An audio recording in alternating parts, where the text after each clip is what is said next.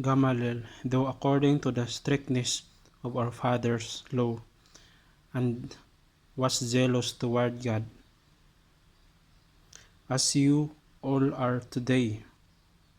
I persecuted this way to the death, binding and delivering into prison both men and women, as also the high priest bear me witness, and all the council of the elders, from whom I also received letters to the brethren, and went to Damascus to bring the chain, even those who were to Jerusalem to be punished.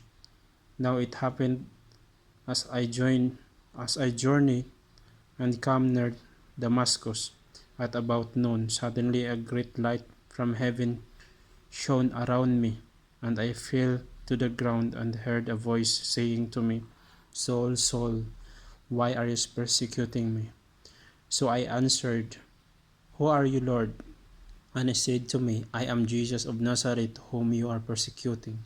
Now those who were with me indeed saw the light and were afraid, but they did not hear the voice of him who spoke to me.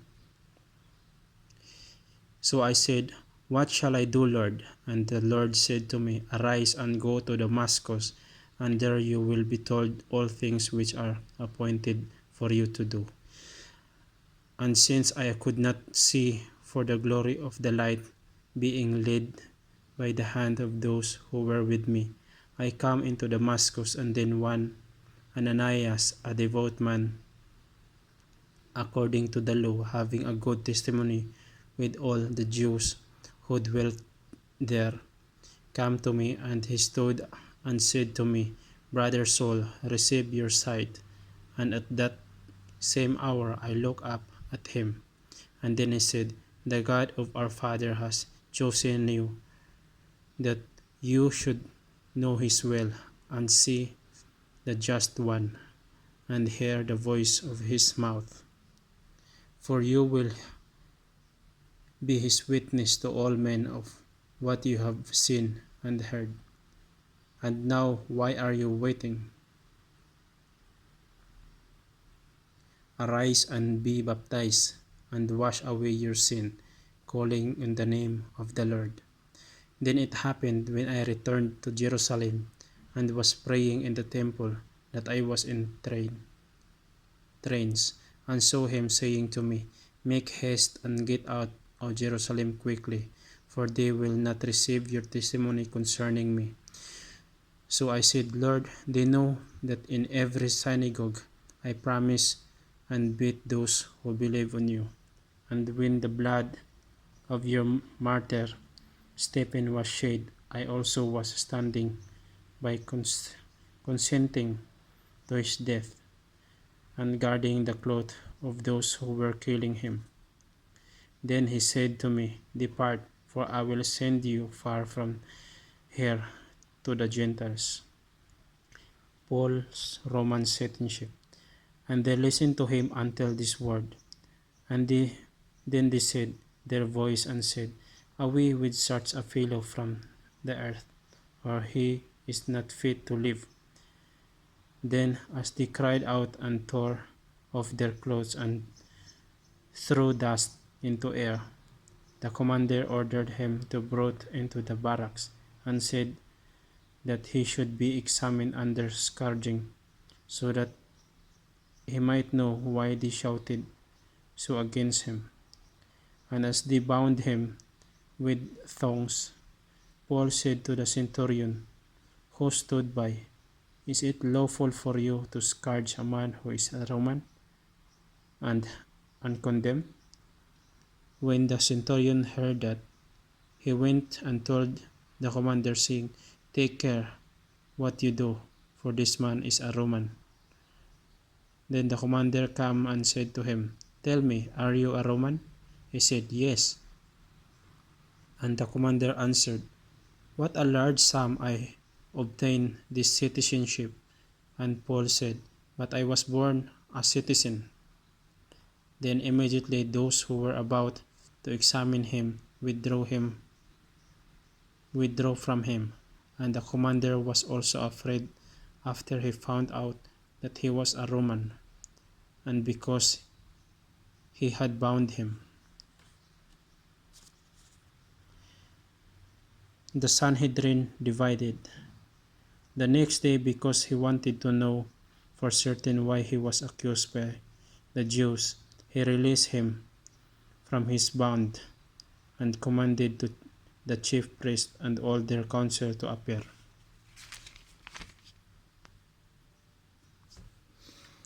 And brought Paul down to sit him before them.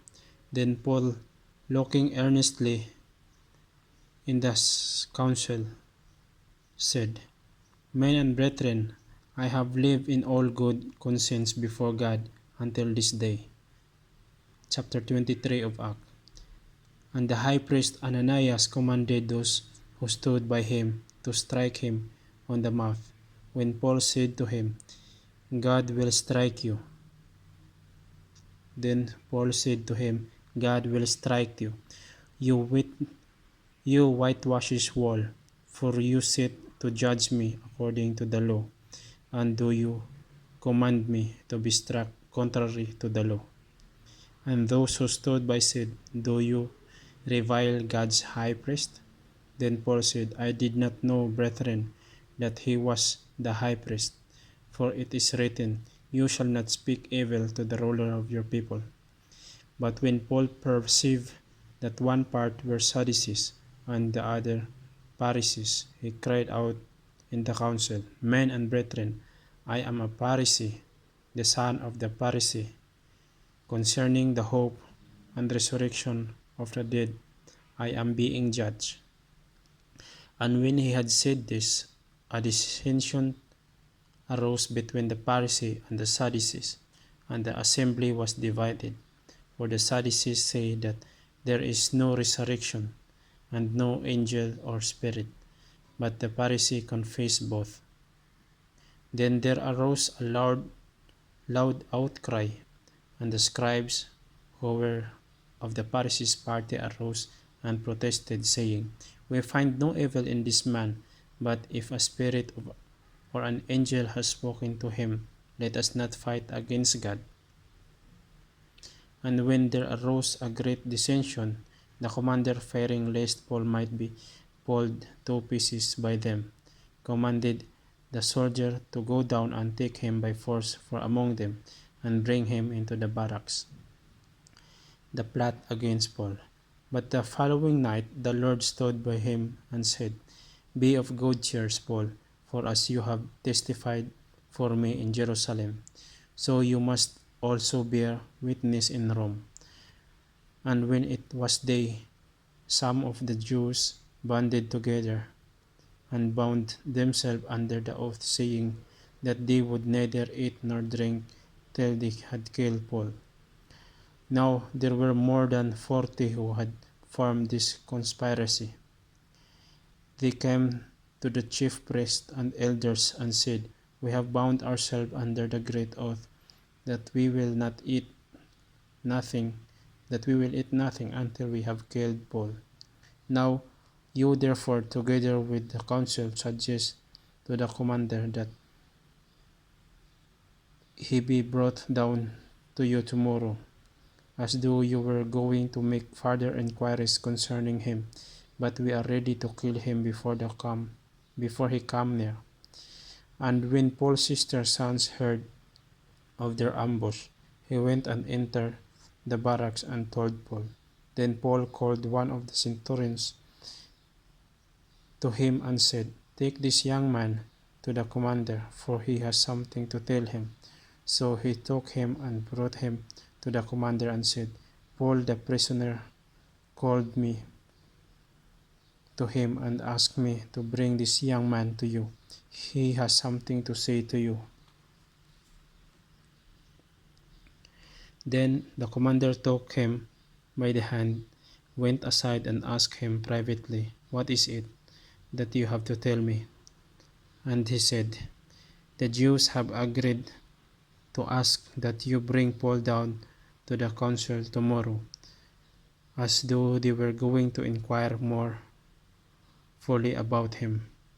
But do not yield to them, for more than 40 of them lie in wait for him, men who have bound themselves by an oath that they will neither eat nor drink till they will kill till they have killed them.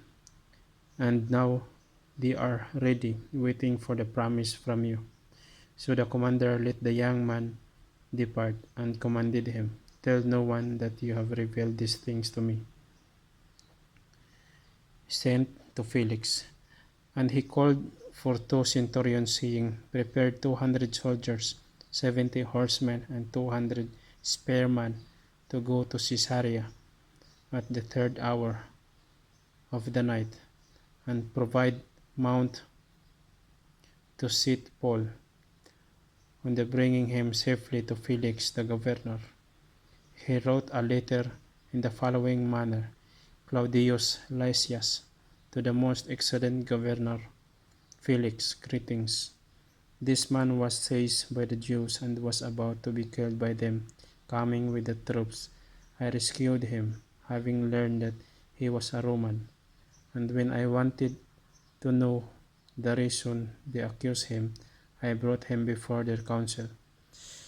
I found out that he was accused concerning question of their law, but had nothing charged against him worthy of death or chain. And when it was told me that the Jews lay in wait for the man, I sent him immediately to you, and also commanded his accuser to state before you the charge against him farewell. Then the soldiers, as they were commanded, took Paul and brought him by night to Antipatris. The next day they left the horsemen to go on with him and returned to the barracks. When they came to Caesarea and had delivered the letter to the governor, they also presented Paul to him.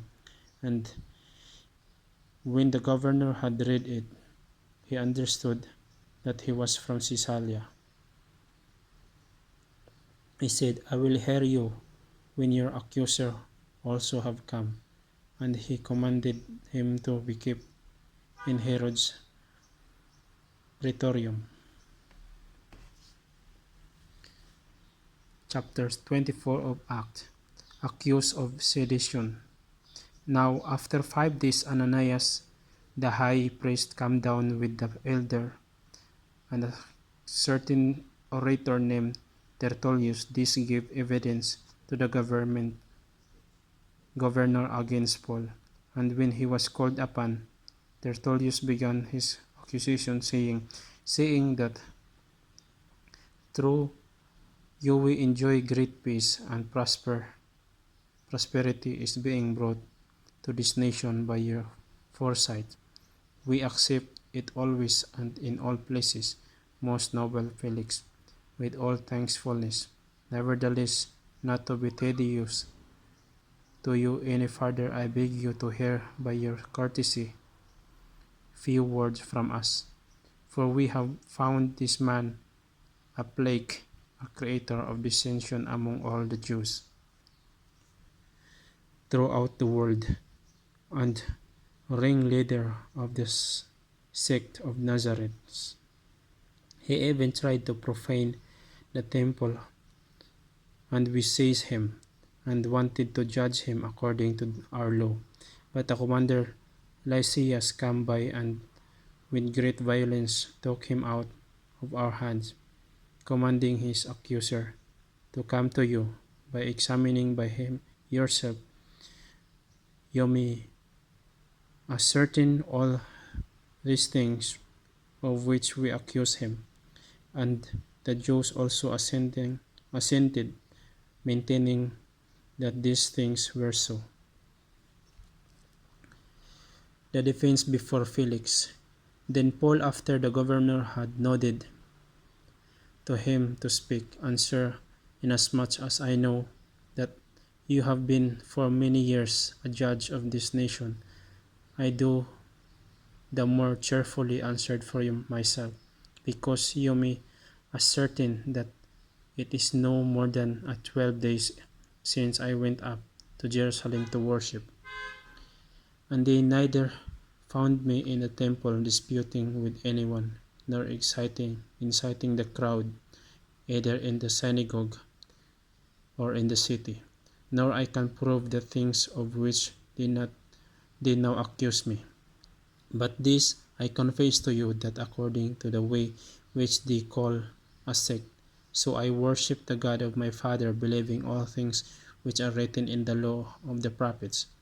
I have hope in God, which they themselves also accept, that there will be a resurrection of the dead, both of the just and unjust. This being so, I myself always strive to have a conscience without offense toward God and men. Now after many years I come to bring alms and offering to my nation, in the midst of which some Jews from Asia found me purified in the temple, neither with a multitude nor with tumult. They ought to have been here before you to object if they had anything against me. Say, if they found any wrongdoing in me while I stood before the council, unless it is for this one statement which I cried out, standing among them, concerning the resurrection of the dead. I am being judged by you this day. Felix procrastinate.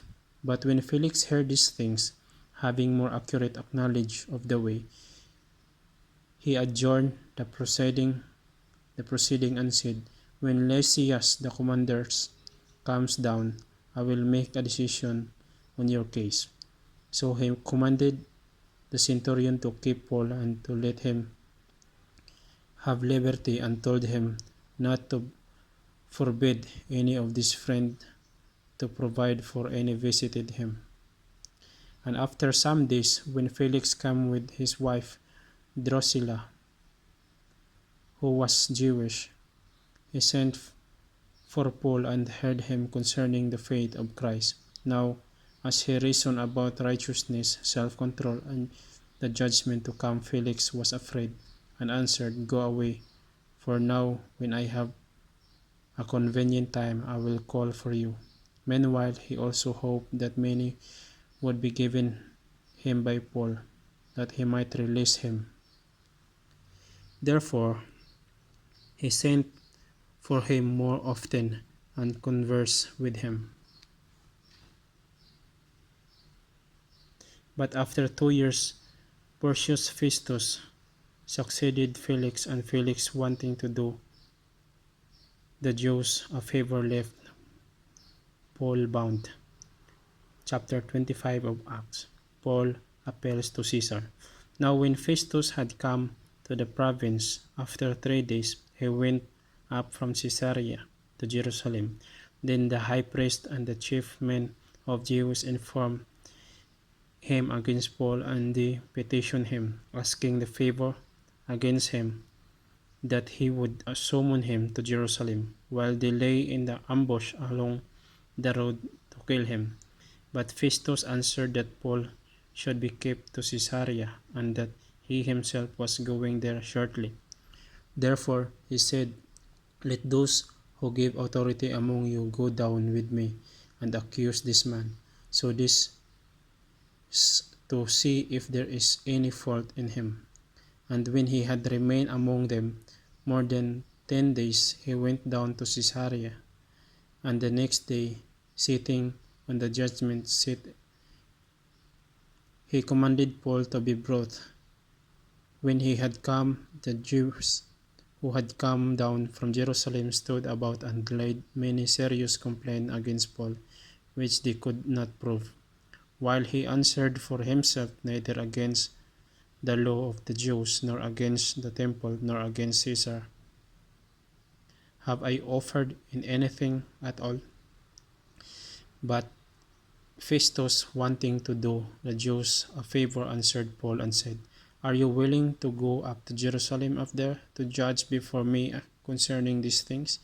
Then Paul said, I stand at Caesar's judgment seat, where I ought to be judged.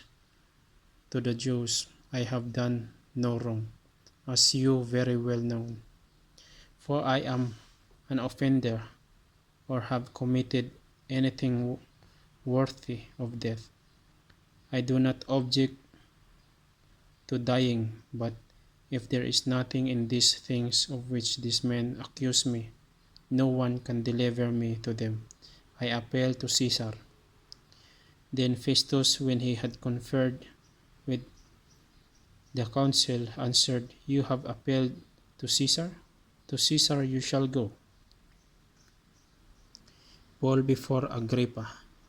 And after some days, King Agrippa and Bernice came to Caesarea to greet Festus. Then they had been there many days. Festus laid Paul's case before the king, saying, There is a certain man left a prisoner by Felix, about whom the chief priest and the elder of the Jews informed me, when I was in Jerusalem asking for a judgment against him. To them I answered, It is not the custom for the Roman to deliver any man to destruction before the accused meets the accuser face to face, and has opportunity to answer for himself concerning the charge against him. Therefore, when they had come together without any delay, the next day I sat on the judgment seat and commanded the man to be brought in. When the accuser stood up, they brought no accusation against him of such things as I suppose,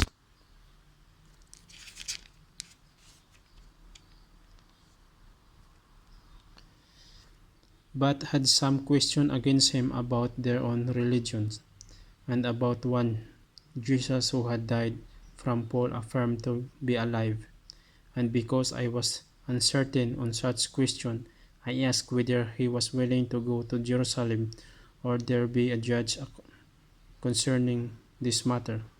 But when Paul appealed to be reserved for the decision of Augustus, I commanded him to go to be kept till I could send him to Caesar.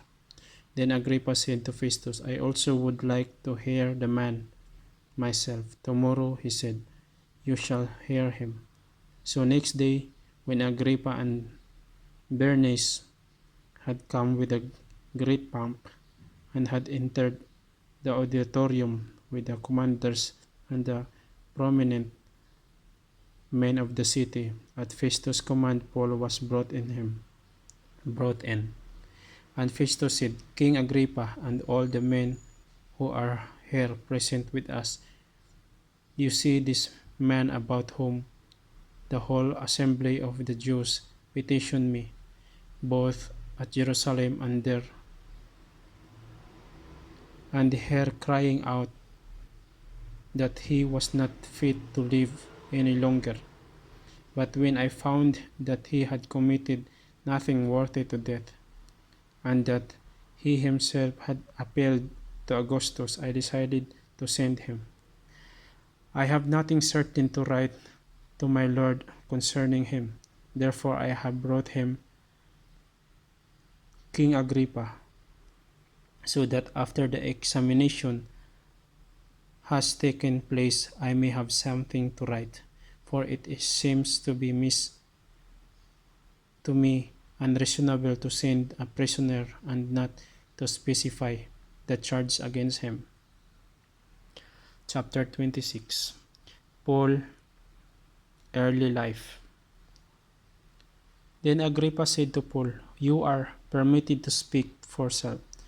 So Paul stretched out his hand and answered for himself, I think myself happy, King Agrippa, because today I shall answer for myself before you concerning all things of which I am accused by Jews, especially because you are expert in all customs and questions which I have to do with the Jews. Therefore I beg you to hear me patiently. My manner of life from my youth, which was spent from the beginning among my own nation at Jerusalem, all the Jews knows, They knew me from the first, if they were willing to testify that according to the strictest sect of our region, I live a Pharisee, and now I stand and am judged for the hope of the promise made by God to our fathers. To this promise, our 12 tribes earnestly serving God night and day, hope to attain. For this hope seeking Agrippa, I am accused by the Jews. Why should it be thought incredible by you that God raises the dead? Indeed, I myself, though I must do many things contrary to the name of Jesus of Nazareth. This I also did in Jerusalem, and many of the saints I shut up in prison, having received authority from the chief priest, and then they were put to death. I cast my vote against them, and I punished them often in every synagogue, and compelled them to blaspheme. And being exceedingly enraged against them, I